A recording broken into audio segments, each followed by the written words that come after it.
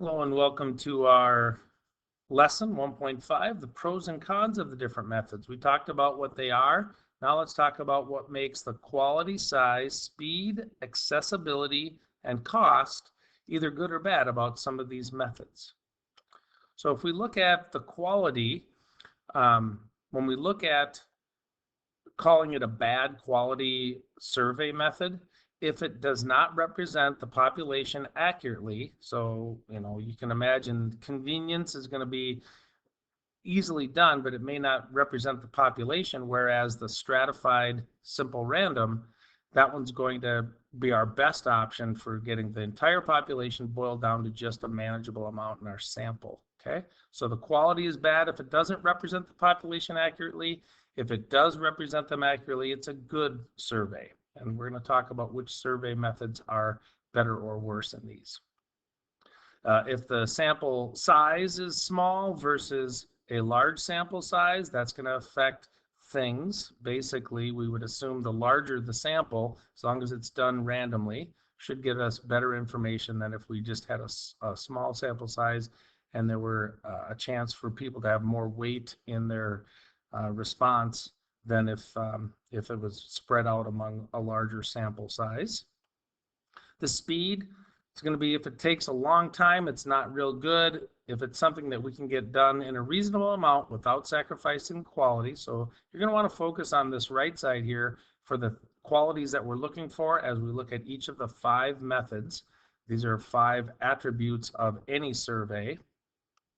Accessibility is if it's difficult for all respondents to be counted, that's not good. But if it's easy for respondents to be counted, that's a good thing. We don't want to hinder the opinions of our variety of people we're surveying.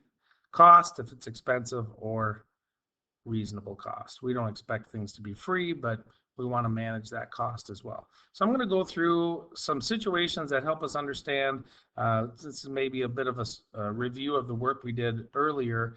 What are these in practice? So if I gave a survey posted online and people choose whether or not they can respond, if they're choosing whether or not they want to, that should seem like voluntary.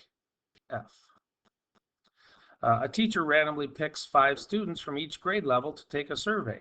Okay, so each grade level implies that we're stratifying, and then we're not choosing just everybody in one of those classes.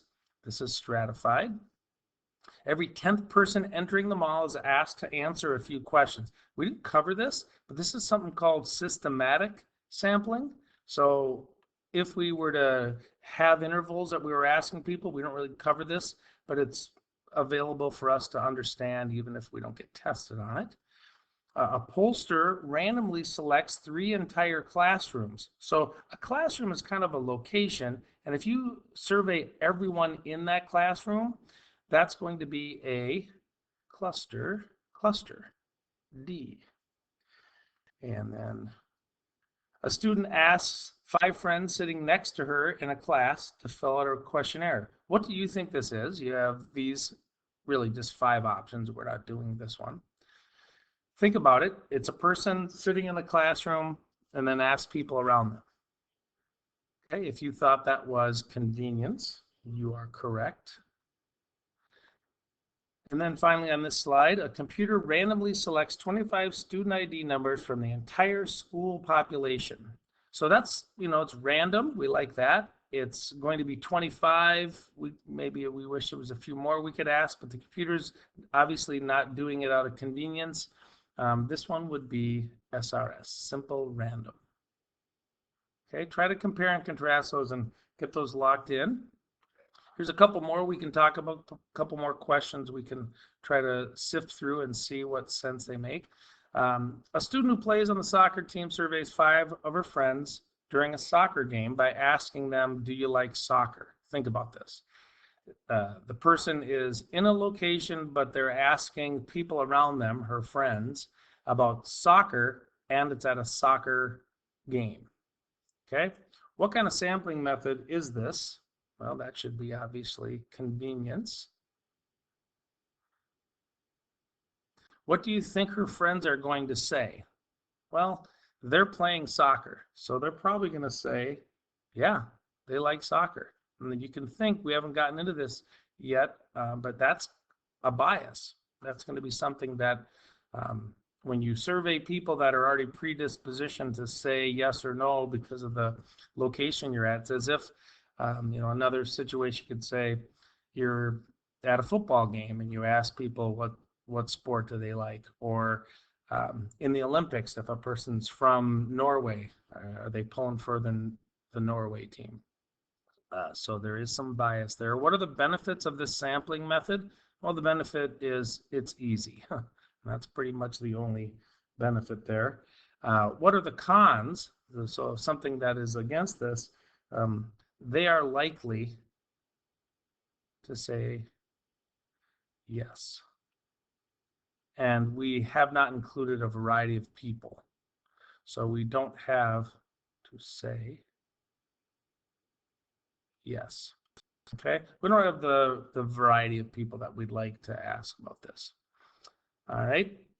For the following examples, determine if a cluster or stratified. So here, again, we kind of talked about how you're going to group in both of these, but one of them groups by location, one more by a characteristic. And because my screen, I think I'm not going to be able to get everything, I got to move things a bit. So if a marine biologist chooses 5 coral reefs and records data on every fish in each selected reef. So you've clustered and asked every fish as opposed to a random sample. This one is a cluster. A researcher picks 4 dog parks in a city and studies all the dogs. So if we're randomly choosing just a sample of them, that would possibly be a stratified, but this one is cluster because we're doing all of them. Sanctuary separates animals by type, so we're starting to stratify, it looks like, and then randomly select a few. And that one's going to be a stratified sampling. Wildlife team randomly selects 3 forests and observes every animal. Take a guess what you think that is. Cluster would be a good guess. A zoo divides animals by habitat and then selects 5 animals, not all of them. This one's stratified. Well, hopefully this gives you some ideas of how to compare and contrast a few of these, and we'll continue to discuss in class.